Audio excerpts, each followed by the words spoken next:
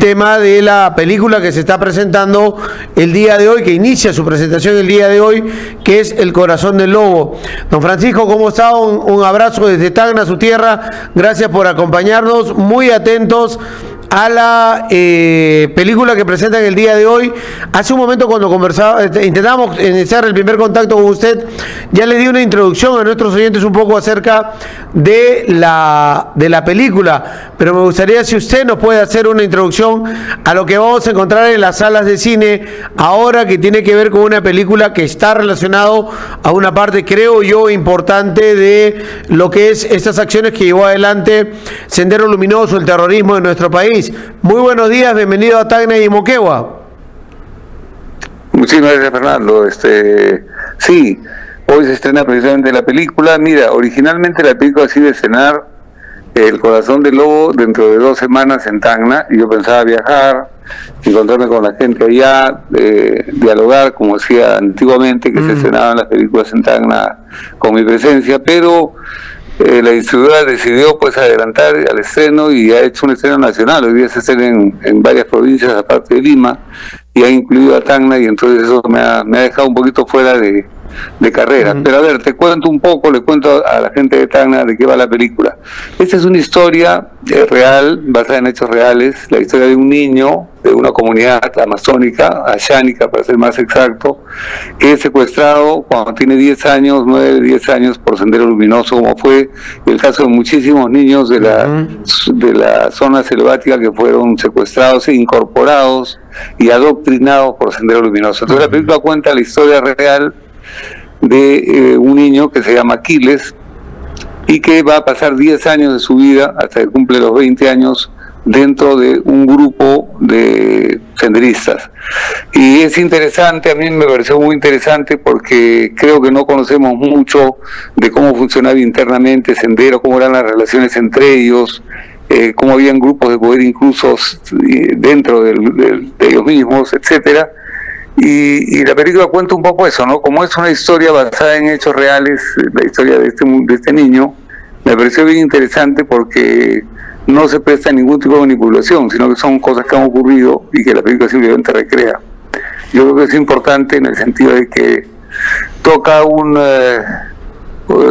tema del cual yo tenía una deuda, ¿no? Yo había hecho La Boca del Lobo hace muchos años, filmado en Tacna inclusive, que veía el tema de la etapa de la violencia en el Perú en los años 80-90, desde la perspectiva de un grupo de uniformados que llega a un pequeño pueblo indígena, y me gustaría, y tenía pendiente, hacer una historia que viera desde el otro lado, ¿no? O sea, conocer un poco el mundo del grupo Sendero Luminoso, que en el fondo es poco conocido en su intimidad, ¿no? Entonces, entrar un poco a ese día a día de cómo funcionaban internamente ellos. Ese es el motivo de la película, cuyo mensaje principal es: no olvidemos lo que ha ocurrido, que los años que han transcurrido desde esa etapa ahora no sean borrados de nuestra memoria, como pasa con muchas cosas que tenemos en nuestro país. Ese es un poco el mensaje. Y en el caso de esta película, parte, entiendo, de una novela.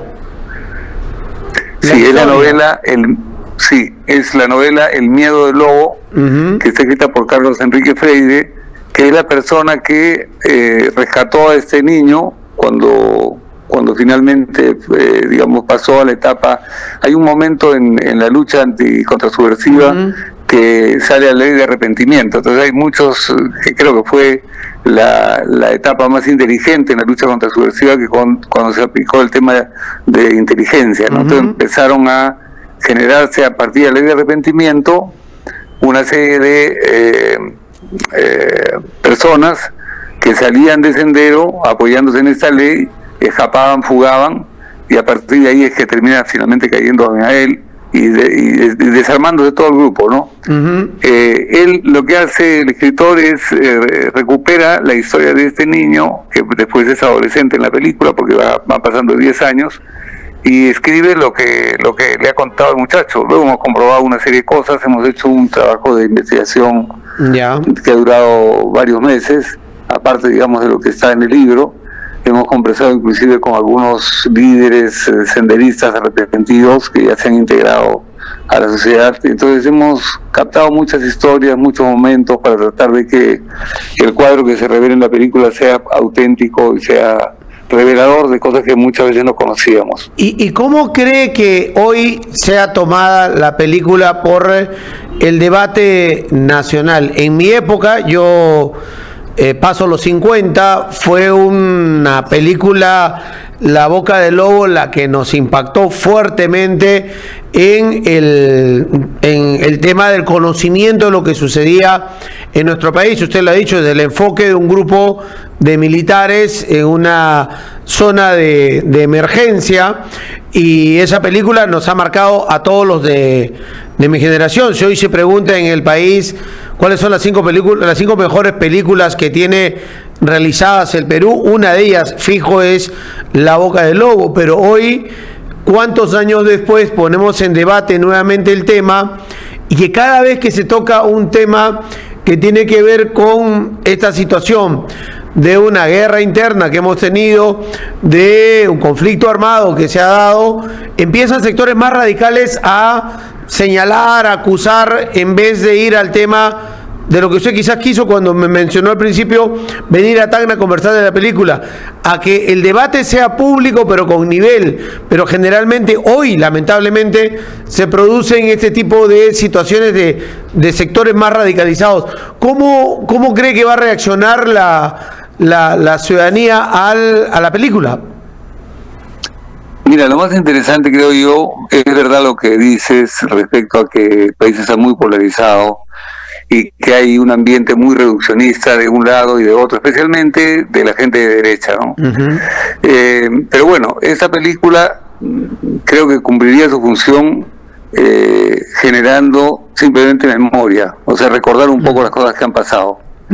Ojalá, digamos, que ese nivel de violencia verbal que hay, de enfrentamiento, de polarización, no se coma el tema principal de la película, que es precisamente recordar lo que generó Sendero Luminoso en su momento.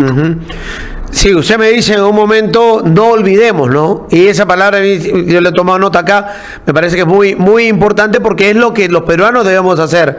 Si queremos continuar adelante, cerrar capítulos en la historia, debemos no olvidar de lo que pasó en la época con Sendero Luminoso. Y lo que hay que repetir siempre es, porque a veces, como usted menciona, puede recibir ataques de derecha la película o de sectores radicalizados, pero la verdad es que Sendero Luminoso, y hay que decirlo siempre, fue el grupo terrorista que más aniquiló, aterrorizó a nuestro país, fue sanguinario, y eso no hay que olvidarlo. O sea, no se le puede en un momento darle alguna ventaja, y hay que contar todo lo que hizo. Y esta es una parte de la historia que me parece muy importante, la de recoger estas situaciones que sucedieron con los niños, porque este es un caso, pero es toda una comunidad de chicos achánicas que fueron sometidos o llevados o secuestrados por los senderistas.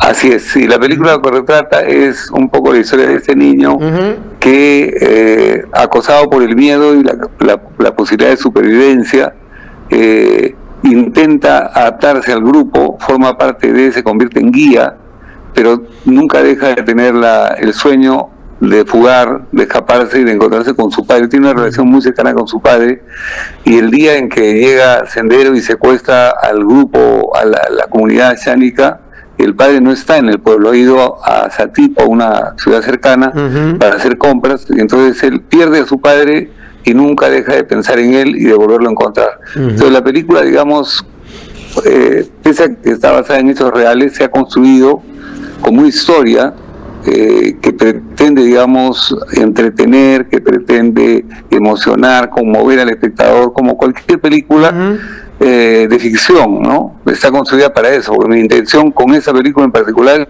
es hacer un cine popular, un cine que pueda generar una convocatoria masiva, porque lo que interesa es transmitir este mensaje a la mayor cantidad de peruanos.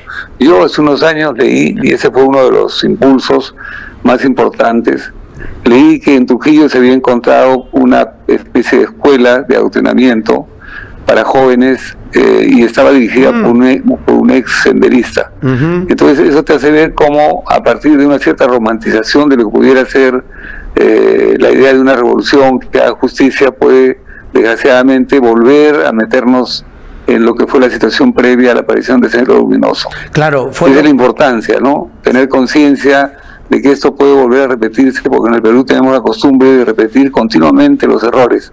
No tenemos nada más que mirar un poco lo que hacemos cada vez que hay una elección presidencial para darnos cuenta de qué capacidad tiene el Perú para equivocarse. Sí, y la capacidad de respuesta que tenemos que tener como sociedad esos actos, porque así empezó Sendero en la Universidad de Huamanga, luego este caso que usted menciona, si mal no me equivoco, fue una academia donde todavía esos remanentes continuaban adoctrinando en la cabeza de los chicos, y es algo importante que se debe tener en cuenta para darles respuesta inmediatamente como sociedad.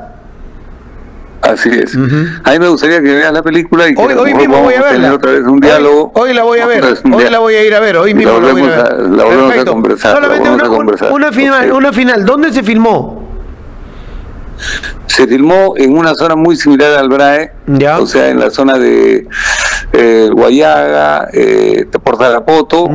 Nos dirigíamos todos los días, el centro de operaciones era Tarapoto, pero nos dirigíamos todos los días durante hora y media, 2 horas, a las zonas de montaña, laderas, con lluvia, mosquitos, insectos, serpientes, ¿no? Así un rodaje sumamente duro. Pero bueno, nos comprometemos. La película se logró terminar, sí. Nos comprometemos a seguir conversando, a verla y a conversar, porque ahí está el debate.